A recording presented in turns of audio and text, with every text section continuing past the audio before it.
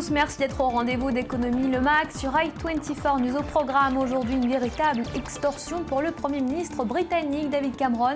La Commission de Bruxelles réclame au Royaume-Uni une rallonge de sa contribution au budget européen de 2 milliards d'euros payables au 1er décembre.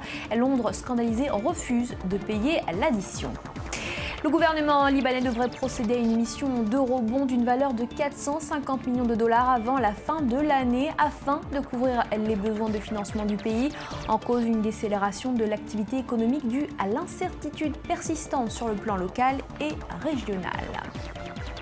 Voilà pour les titres, mais avant cela, on passe en revue tout de suite les sujets de l'actualité économique. Avec pour commencer, le Brésil, loin d'être un triomphe. La présidente sortante Dilma Rousseff a remporté les élections présidentielles. La 7e économie mondiale est aujourd'hui très loin des autres pays émergents qui forment le groupe des BRICS. Et ces derniers temps, Dilma Rousseff avait été constamment attaquée sur plusieurs fronts. L'efficacité de ses politiques économiques face à la décélération de la croissance et la probité de son entourage comme de son gouvernement. Dilma Rousseff a néanmoins réussi, avec l'élargissement des programmes d'aide sociale, à faire sortir plus de 40 millions de personnes de la pauvreté dans un pays où environ 40% des 200 millions d'habitants vivent dans des ménages qui gagnent moins de 700 $ par mois. On écoute tout de suite sa déclaration suite à l'annonce de sa réélection. Un vote de réélection est un vote d'espoir, un signe fort pour améliorer les actions des responsables au pouvoir. C'est de mon point de vue ce que les gens disent quand ils réélisent un leader. C'est en tout cas ce que j'ai entendu de la part des électeurs. Voilà pourquoi je veux être une bien meilleure présidente que ce que j'ai été jusqu'à maintenant. 13 grandes banques françaises ont réussi les tests de résistance et l'examen de la qualité de leurs actifs. Ces tests ont été effectués alors que la BCE doit prendre en charge le 4 novembre prochain la supervision directe des 130 banques les plus importantes de la zone euro. Étape cruciale de l'union bancaire et de l'instauration d'un mécanisme de supervision unique décidé par les pouvoirs publics européens. On écoute à ce propos le vice-président de la Banque centrale européenne.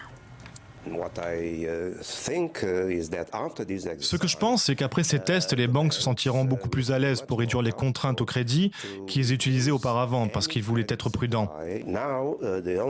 Mais nous avons besoin aussi de la demande globale pour répondre et c'est l'objectif de nos politiques monétaires que les gouvernements devraient adopter afin de favoriser la croissance en Europe.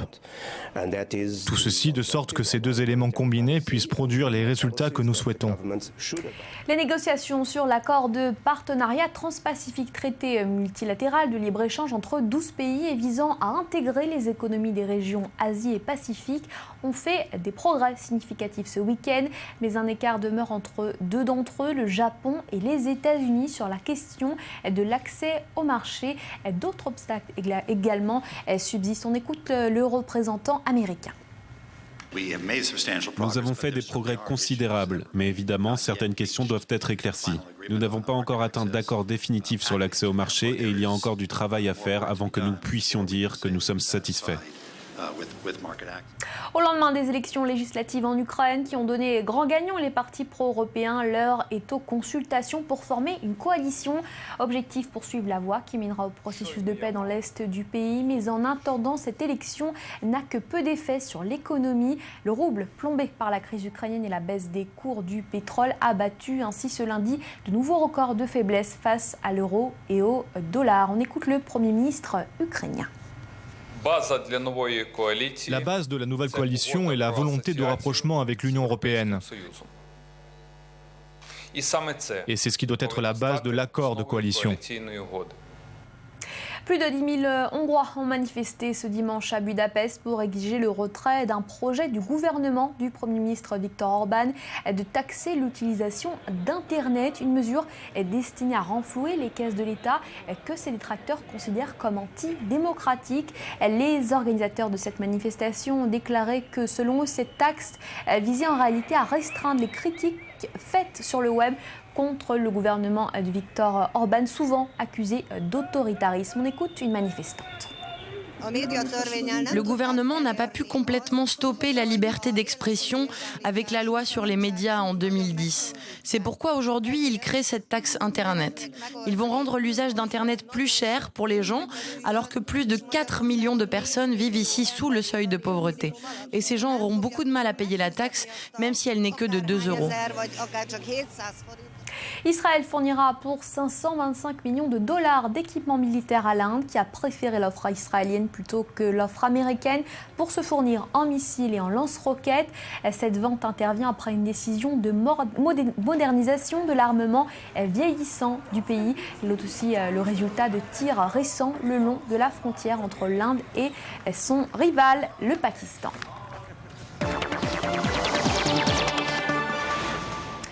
On passe à présent au sujet du jour avec ce coup de froid entre la Grande-Bretagne et la Commission européenne suite à la demande de Bruxelles à Londres d'une rallonge au budget européen. Une situation qui a provoqué un vent de fronde au sein du gouvernement britannique. On fait le point en images avec Anthony Lesme. La Commission européenne a rectifié son budget aux grandes dames de la Grande-Bretagne. 2 milliards d'euros, c'est la somme dont elle devrait s'acquitter auprès de Bruxelles. Une mauvaise surprise pour le Premier ministre britannique qui ne s'attendait pas à recevoir une note aussi salée. Alors que la contribution européenne de la Grande-Bretagne a dépassé les 11 milliards d'euros cette année, David Cameron n'a pas caché sa colère. Nous prenons part à cette organisation, nous en sommes un des membres clés et on ne rejoint pas une association si c'est pour être soudainement assommé d'une facture de 2 milliards d'euros, 3 semaines avant la date où il faut la régler. Ce n'est pas une façon acceptable de se comporter. Cette organisation doit bien comprendre qu'en se comportant de cette façon, elle ne devra pas être surprise le jour où ses membres diront que cela ne peut pas continuer comme cela. Il faut que ça change. Surpris par la réaction anglaise, le président de la Commission, José Manuel Barroso, a rappelé à la BBC que le système a été approuvé par tous les membres. Une collecte fondée sur les informations fournies par chaque pays adhérent. Cependant, les ministres des Finances européens ont dépêché une réunion d'urgence. Des réunions d'urgence doivent avoir lieu, les chiffres doivent minutieusement être étudiés, une explication claire doit être apportée pour expliquer comment cela a pu se passer. La Grande-Bretagne n'est pas le seul pays membre à qui on demande de payer plus. Les Pays-Bas, Chypre, l'Italie et la Grèce sont aussi sommés de sortir le carnet de chèques. À la différence de François Hollande qui évoque le strict respect des traités, la chancelière allemande Angela Merkel se montre compréhensive. Il n'est pas très simple de ramasser 2,1 milliards d'euros une fois le budget voté ou lorsqu'on est en plein préparatif du budget suivant. Voilà pourquoi nous avons conclu que les ministres des Finances doivent se rencontrer de nouveau pour se pencher sur ce sujet. La date limite de paiement est fixée au 1er décembre. D'ici là, l'Europe doit faire face à d'autres chantiers comme la solvabilité de la Grèce, éviter la déflation et relancer une croissance toujours moribonde. Et pour faire le point, nous sommes en liaison Skype avec Dov Zera. Bonjour, vous êtes économiste et expert en relations internationales. Alors, la Commission européenne, on l'a entendu, réclame à plusieurs États membres une rallonge à son budget 2014. Pourquoi est-ce que c'est la Grande-Bretagne qui est le plus lourdement taxée ? Tout d'abord, bonjour. Pour une raison technique, ou plus exactement, la conjugaison de 2 raisons techniques. Il y a eu tout d'abord la révision du calcul de l'assiette avec l'intégration d'un certain nombre d'éléments sur lesquels je ne m'attarderai pas. Et deuxièmement, chaque année, la Commission réévalue les contributions des États membres, étant entendu que le budget de la Commission est composé de 3 ressources principales, les droits de douane, la TVA et 0,7% du PIB. Et donc, au fur et à mesure de l'évolution dans l'année de la croissance, ces projections sont révisées. Il se trouve que depuis 6 mois, la croissance britannique est en forte augmentation, alors qu'en Allemagne, en France et dans d'autres pays européens, la croissance est plutôt en baisse. Et donc, la conjugaison de ces 2 éléments fait que la participation supplémentaire du Royaume-Uni est plus importante. C'est uniquement un problème technique, la révision de l'assiette ayant été acceptée par tous les pays à l'unanimité, et cette procédure de révision année après année de la contribution est pratique depuis un certain nombre d'années. Alors David Cameron dit refuser catégoriquement de rajouter au pot commun de l'Union européenne. Est-ce qu'il peut concrètement se soustraire à ce paiement ? Non. En fait, il se trouve qu'il y a un problème britannique à 2 niveaux. Premièrement, il semble, d'après les informations qui ont été fournies à la presse, que le Premier ministre ait pris connaissance de ce sujet jeudi dernier, la veille du sommet européen, que son chancelier de l'échiquier, George Osborne, en ait eu connaissance mardi, Mais l'administration britannique le savait, donc il y a un problème de remontée de l'information. Il y a un second élément au contexte politique où vous savez que le parti europhobe UKIP est en vogue et a un courant favorable à son égard, et donc le Premier ministre britannique doit, je dirais, un petit peu ménager son opinion publique interne. Alors justement, allez-y, poursuivez. Oui, maintenant, si vous voulez, c'est vrai que par rapport aux corrections des années précédentes, celle-ci, ça apparaît beaucoup plus important. Et que donc, effectivement, la date de versement, date couperée du 1er décembre, prend une tournure un peu plus importante compte tenu de l'importance de la correction technique. Et donc, très probablement, il va y avoir des discussions, non pas sur le montant, parce que Bruxelles est une maison de verre, personne ne peut tricher, toutes les nationalités sont présentes dans les services, et donc qui peut tricher en faveur de son pays? C'est peu concevable, c'est même inconcevable. Mais peut-être qu'il va y avoir des discussions pour un aménagement du délai de paiement. Du délai de paiement. Alors, vous l'avez dit, cette polémique alimente un peu plus l'Europe bashing, très en vogue en Grande-Bretagne. Est-ce qu'une sortie de l'Europe, du Royaume-Uni, est-elle économiquement envisageable? Tout d'abord, c'est une décision politique. Sur l'aspect économique, c'est très compliqué, c'est très difficile, à telle enseigne d'ailleurs.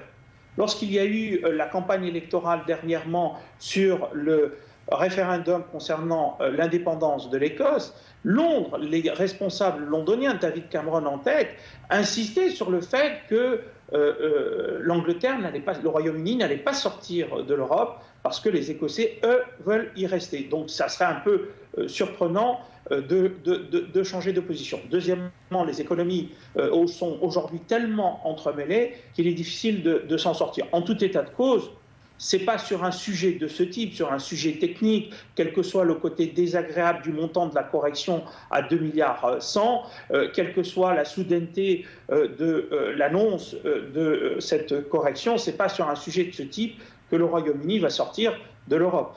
Alors, en tout cas, Dov Zera, c'est une crise de plus qui s'inscrit au sein de la communauté européenne, avec notamment un risque de déflation et une baisse des prix généralisée. Comment la BCE peut agir en conséquence? Est-ce qu'elle peut débloquer la situation?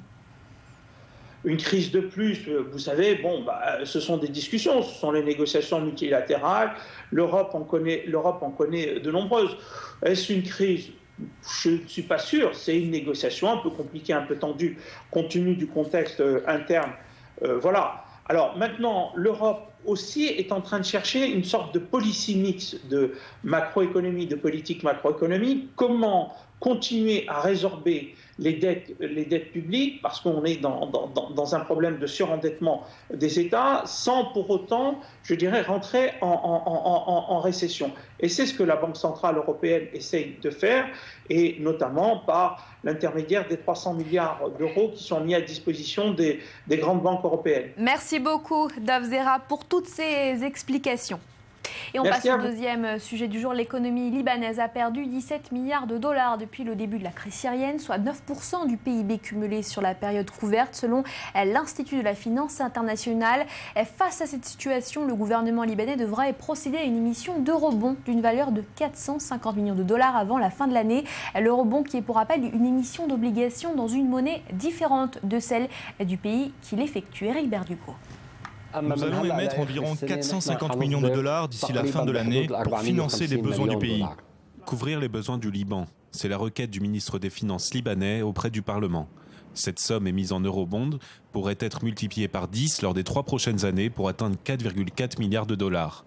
L'Institut de la finance internationale, l'IFI, prévoit une croissance du PIB de seulement 1,5% pour l'année 2014, contre 1,6% en 2012, conséquence directe de l'incertitude régionale qui pèse sur le pays frontalier de la Syrie. Il y a une très forte pression sur l'économie des réfugiés et sur les opportunités d'emploi dans le pays. Jusqu'à présent, la réponse de la communauté internationale et des organisations internationales était limitée. Et ce n'était pas un niveau dont nous pouvions considérer une contribution sérieuse couvrant les coûts. Pour autant, la solidité du système bancaire libanais et la récente découverte de gaz aux frontières du pays, conjuguée à une hypothétique stabilisation de l'environnement politique dans la région, pourraient aider à la remise sur pied de l'économie libanaise à moyen terme. Cela même si la dette publique devrait s'élever à 146% du PIB pour l'année en cours, contre 142 en 2013 et 147 en 2015.